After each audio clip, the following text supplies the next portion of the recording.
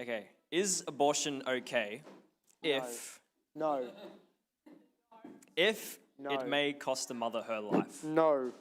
Is this on? No. No. A lot of the ways that Christians try and answer this question, or pastors try and answer this question, is, how can we be as sensitive as possible to the fact that a woman is dying? And we don't make light of that. But the fact is, I'm unapologetically pro-God. And God says, if you're a mother, you owe that child your life. Now, does that sound rich coming from a husband who'll never get pregnant and never have to give my own life? Maybe. But women aren't allowed to be preachers, so I've got to say it for them. Yeah, it is absolutely ungodly to say, I would never murder my kid, but I'd kill him if he was going to cost me my life.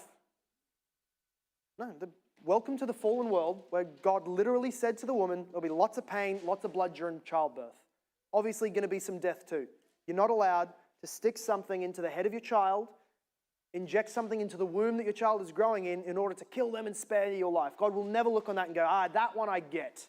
No, it's the part of the glory of motherhood is to give life to the child at great cost. That's literally pregnancy, that's breastfeeding, that's raising kids, that's your life as a mother. Any mother would amen that and say, the giving of life in raising a child from cell to adult it sucks out of you and it gives back to you in a very enriching way, but it still takes from you. And that goes right down. If somebody was, my wife has argued this strongly and with great compassion and clarity to all sorts of different people who try and make, online at the abortion clinics with other Christians and pastors, but she's the analogy. Now, I've gotten in trouble in recent weeks, babe, for not referencing you when I quoted you in a sermon. One person, I can steal her ideas. And she said, if a mum is outside of the house and the house is burning and she knows that to go back in, she'll probably die, but she can hurl the kid out onto the trampoline or whatever, and she goes, I won't do it. That woman is accountable for that child's life. She could have saved it and didn't, even if it cost her a life. That's motherhood. That's obviously, once they're out of the womb, the father is all about that. He will die at any point for the kid, and if you don't, you're a bad father. So I would say, without even compassion, the abortion is the murder of the child, which is okay in 0 situations. Now, does it get really conflicting? I don't think the conflict should really be on the moral side, what's allowed. I think the conflict is on the providence of God's side. We go, Lord, why would you ordain this situation where either somebody gets murdered or they both die? All we wanted was a new life in the family. This is a really fallen, really cursed, really painful world.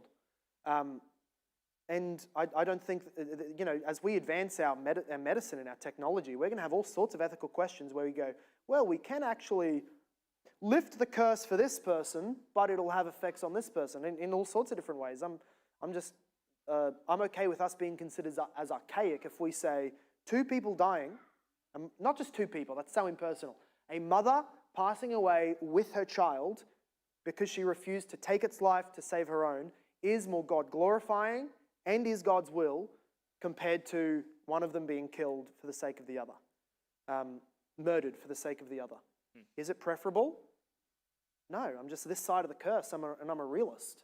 Is there lots of pastoral help to be had in that whole process? Absolutely, but doesn't blur. I'm not going to pretend it blurs the question so that people have an excuse. Very clear.